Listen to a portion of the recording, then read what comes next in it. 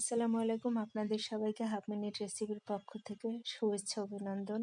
আজ নতুন একটা রেসিপি দেখাবো। বাজার থেকে ছোট চিংড়ি নিয়ে এসেছি।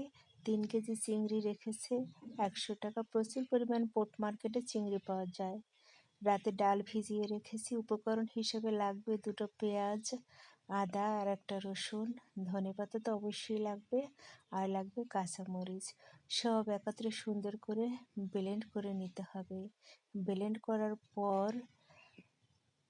হলুদের গুঁড়ো, মরিচের গুঁড়ো, ধনিয়া গুঁড়ো, জিরে গুঁড়ো আর গরম মশলা গুঁড়ো দিয়ে সুন্দর করে মেখে নিলাম। তারপর তেল গরম করে একের পর এক আমি বিভিন্ন শেপে দিচ্ছি তো আর দিচ্ছি।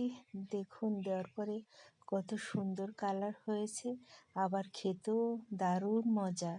এর আগে অবশ্য আমি এক পাতিল ভেজে নিয়েছি। আমি আর বাবলু আর মিমি সস দিয়ে খেয়েছি, ভীষণ ভালো লেগেছে। এরপর আমার বাবলু সোনা বলল, আপু একটু চ্যাপটা চ্যাপটা করে দাও যাতে একটু মুচমুচে হয়। এরপর আমি এটা চুলায় রেখে দেবো কিছুক্ষণ। আর আগে আমি ডুবো তেলে সুন্দর করে ভাজি করে নিয়েছি। এগুলো আমি আর বাবলু আর মিমি সস দিয়ে খেয়েছি, ভীষণ ভীষণ মজা হয়েছে। ছোট চিংড়ি দিয়ে যে এত চমৎকার খাবার তৈরি করা যায় আমার জানা ছিল না। এটা আমার নিজস্ব আইডিয়া থেকে বানানো। আমি আসলে কারো কাছ থেকে কোনো রান্না শিখি না। আমার মাথায় যা আছে আমি তা দিয়েই করি। সবাই ভালো থাকবেন, সুস্থ থাকবেন। আল্লাহ হাফেজ।